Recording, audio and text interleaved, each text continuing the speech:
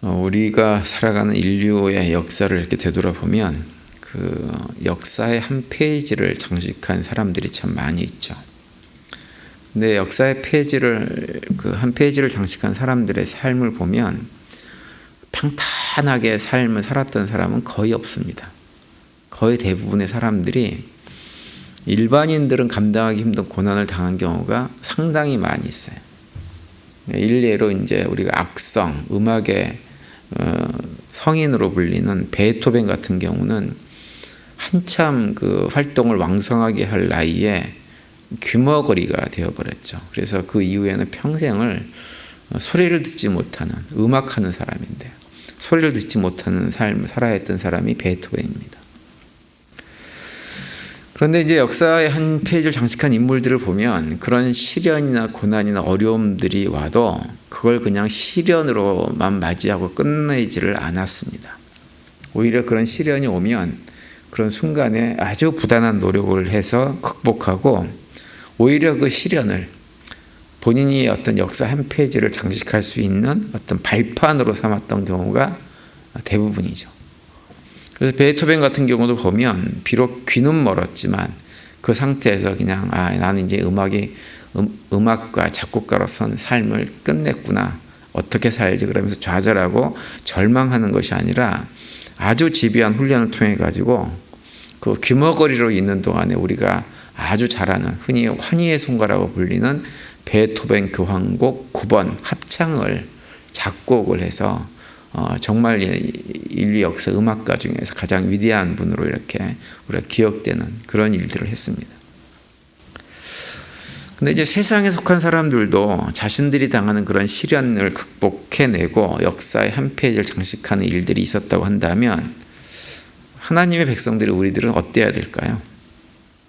우리들은 오히려 그 사람들보다 더 우리 앞에 어떤 시련들, 정말 감당하기 힘든 시련들이 와도 그것 때문에 좌절하거나 절망하거나 낙심하거나 그래서 삶을 포기하거나 하는 일들이 있어서는 안 됩니다. 오히려 세상 사람보다 훨씬 더 담대하게 우리와 함께 하시는 하나님을 바라보고 오히려 하나님을 찬양하고 그 가운데서 시련의 시간들을 이겨나가는 것, 그것이 믿음의 성도들이 해나가야 될 삶의 길이죠. 오늘 아침에 우리가 읽은 본문에 보시면 사도 바울이 복음을 전하다가 빌립보에서 그 감옥에 갇히게 되는 그런 상황을 이렇게 기록되어져 있는 것을 볼 수가 있습니다. 오늘 본문 19절을 다시 보시면 여종의 주인들은 자기 수익의 소망이 끊어진 것을 보고 바울과 실라를 붙잡아 장터로 관리들에게 끌어갔다가 이렇게 말씀을 시작하는데 여기서 말하는 여종의 주인들은 누구냐면 빌립보에 살고 있던 한 귀신 들린 여인이 있었는데 몇 사람이 그 여인을 갖다가 데려다가 아마도 사람들에게 점을 쳐주고 그 여인을 통해 가지고 커다란 수익들을 올리고 있었던 사람들이 있었던 것 같아요. 그 사람들을 말합니다. 그런데 이 귀신 들린 여종이 자꾸 바울과 실라를 따라다니면서 자꾸 시끄럽게 바울이 누구인지 이 사람들이 무엇을 한 사람들인지를 막 사람들 앞에서 이렇게 막 크게 떠들고 이렇게 다녔어요. 그러다 보니까 이제 그런 상황 자체가 사도 바울 입장에서 굉장히 불편하고 힘들었던 모양이에요. 그래가지고 어떻게 하냐면 그 귀신 들린 여자를 그냥 치료해줘 버립니다. 그 내용이 오늘 본문 앞에 나오죠. 그러자 이제 그 귀신이 들린 여인이 치료가 되어져 버리니까 더 이상 점치는 일을 하지 못하게 된 거예요. 그래서 그 여인을 통해서 큰 수익을 올리고 있던 사람들이 자신들의 수익의 소망이 끊어진 것을 알고서는 사람들을 선동합니다. 그래가지고 바울과 실라를 잡아가지고 간원들에게 내어주면서 자기들이 사는 도시에 와가지고 이 도시를 아주 어지럽히는 나쁜 사람들이라고 해서 고발을 해버리죠. 그러자 이제 그 관원이라는 사람은 또 자세하게 자초지종을 알아보지도 않고 바울과 실라를 어떻게 하냐면 심하게 매질을 한 후에 감옥에 가두어 버렸다는 것이 오늘 본문의 내용이죠. 22절과 23절을 보시면 무리가 일제히 일어나 고발하니 상관들이 옷을 찢고 벗기고 매로 치라 하여 많이 친 후에 옥에 가두고 간수에게 명하여 든든히 지키라 하니라고 말씀을 하고 있습니다. 여기 보면 로마 군인들이 바울과 신라의 옷을 찢어버리고 매로 쳤다고 되어 있는데, 여기서 매로 쳤다고 하는 의미는 그냥 우리가 가정에서 아이들이 좀 잘못해가지고 회초리를 들고 아이들을 맷때리는 수준의 그런 매를 치는 것이 아니에요.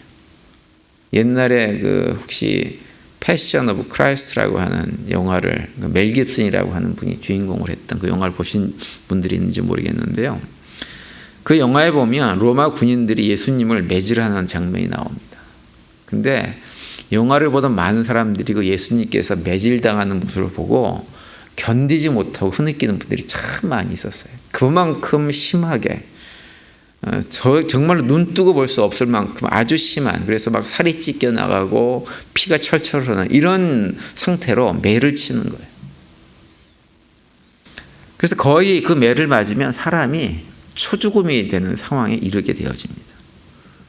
근데 사도 바울과 실라가 그런 일을 당했다고 하는 것이고, 특별히 사도 바울 같은 경우는 그런 일을 복음을 전하면서 한 번 당했던 것이 아니라 여러 번 당했습니다. 그래서 고린도후서 11장 24절 이하에 보면 이렇게 말씀하죠. 유대인들에게 40에서 하나 감한매를 5번 맞았으며 3번 태정으로 맞고 1번 돌로 맞고 3번 파선하고 1주야를 깊은 바다에서 지냈으며 라고 얘기를 합니다. 이런 고난을 당했어요. 수많은 위협을 당하고 또 줄이고 목마르고 굶고 춥고 헐벗었다, 이 얘기를 이어서 합니다.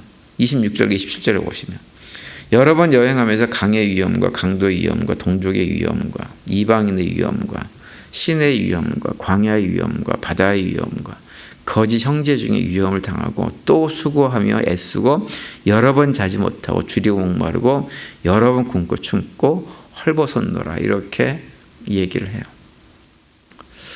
저는 사도 바울의 고백을 들을 때마다 어떤 생각이 드냐 하면, 나 같으면 어떻게 했을까라는 생각이 들었어요. 그런데 제가 예전에 여기 오기 전에 있었던 사역지에서 그런 말씀 많이 들었죠. 사역 초기에 너무 힘들어가지고 맨날 펑펑 울고 하나님 원망하고 막 그냥 그랬다고 하는 말씀을 여러 번 드렸는데요.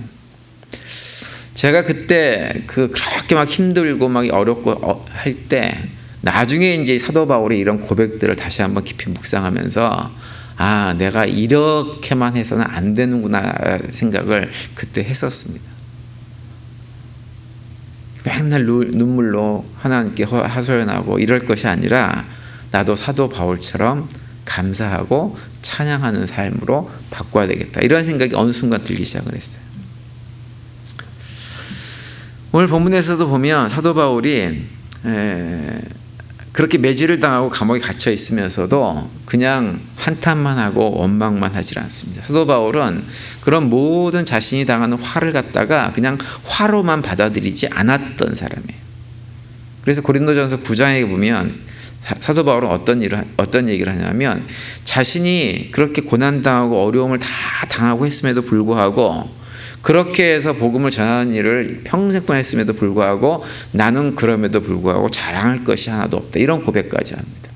고린도전서 9장 16절에 보시면, 내가 복음을 전할지라도 자랑할 것이 없으면 내가 부득불할 일임이라. 만일 복음을 전하지 아니하면 내게 화가 있을 것이로다, 이렇게 고백을 하고 있어요.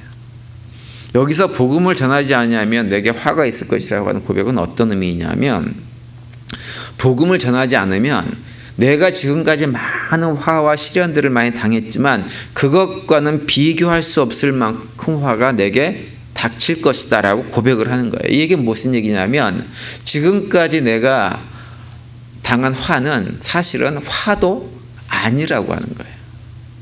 복음을 전하지 않음으로 해서 나에게 닥칠 화에 비하면 이 세상에서 경험되어지는 모든 화나 시련은 아무것도 아니라고 하는 거죠. 그러니까 사도 바울은 어떤 생각을 했냐면, 자신이 복음을 전하면서 당하는 모든 시련들, 화들은 아무것도 아니다 생각을 했어요. 그래서 매질을 당하고 아주 음산하고 어두운 감옥에 갇혀 있으면서도 그곳에서 좌절하거나 절망한 것이 아니라 어떻게 했냐면, 오히려 하나님께 기도하고 하나님과 교제하고 하나님을 찬양하는 시간을 가졌습니다. 그래서 오늘 보면 25절에 보면, 한밤중에 바울과 실라가 기도하고 하나님을 찬송하며 제수들이 듣더라, 이렇게 기록을 하고 있죠. 정말 힘겨운 시간입니다. 인간적으로 생각하면 하나님을 원망할 수도 있는 시간이에요. 원망해도 아주 심하게 원망할 수 있었습니다. 옛날에 제가 그랬어요. 정말 하나님을 심하게 원망했었습니다. 근데 사도 바울은 원망하지 않았어요. 오히려 찬양했어요. 찬양했다는 얘기는 하나님께 감사했다는 얘기예요. 그리고 하나님과 기도로 깊은 교제의 시간을 그 시간에도 가졌습니다. 그랬더니 어떻게 됐느냐. 결국은 사도 바울의 그런 모습을 통해서 놀라운 반전이 일어납니다. 지진이 일어나고 옥문이 열립니다. 그리고 바울과 실라를 지키던 간수가 회개하고 그의 온 가족이 예수를 구주로 영접하는 놀라운 일들이 벌어지죠. 오늘 본문 마지막 33절과 34절 보시면 그 밤 그 시간에 간수가 그들을 데려다가 그 맞은 자리를 씻어주고 자기와 그 온 가족이 다 세례를 받은 후 그들을 데리고 자기 집에 올라가서 음식을 차려주고 그 온 집안이 하나님을 믿음으로 크게 기뻐하니라. 이렇게 기록을 하고 있습니다. 하나님의 사역을 감당하다 보면 견디기 힘든 일들을 경험하게 되어집니다. 특별히 힘든 것은 사람 때문에 힘들어요. 사람 때문에. 사람들의 모함. 그래서 정말 억울하고 분하고 화가 나는 일들을 자주 경험합니다. 공동체 안에서, 특별히 믿음의 공동체 안에서도 도저히 용서가 안 된 사람들을 얼마든지 만날 수가 있어요. 그 가운데 또 경제적으로 육체적으로 커다란 손해를 보게 되는 일들도 우리가 경험을 하죠. 그럴 때 우리가 두 가지 길 중에 하나를 선택할 수 있어요. 하나는 뭐냐 하면 그런 상황을 막 억울해하고 분해하고 화를 내면서 그런 상황을 어떻게 해서든지 피해가기 위해서 도망치는 방식으로 문제를 해결할 수 있습니다.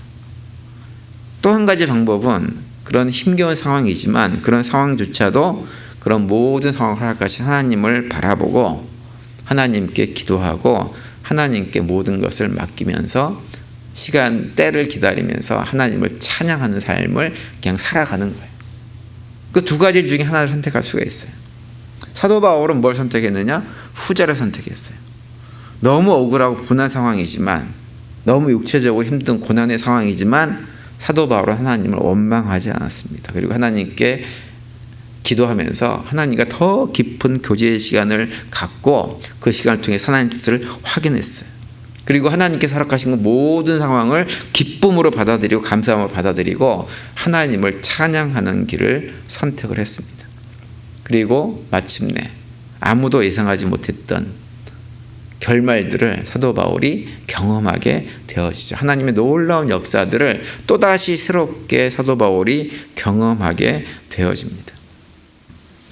저는 우리가 성도님들도 믿음 생활을 하시다가 감당하기 힘든 어려움과 고통을 경험을 하게 되어지시면 사도 바울과 같은 길을 선택해서 걸어갈 수 있게 되기를 간절히 바랍니다.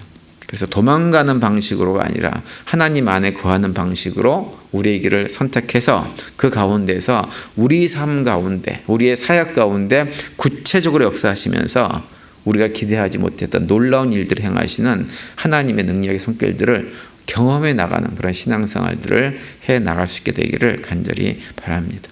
오늘도 그런 고백 가운데 믿음의 길을 걸어가시면서 또 하루의 분량만큼 우리의 믿음이 더욱더 굳건해지고 하나님 안에서 환경과 관계없이 누리는 평강과 기쁨들을 풍성히 누리는 복된 하루가 되시기를 간절히 축원을 드립니다.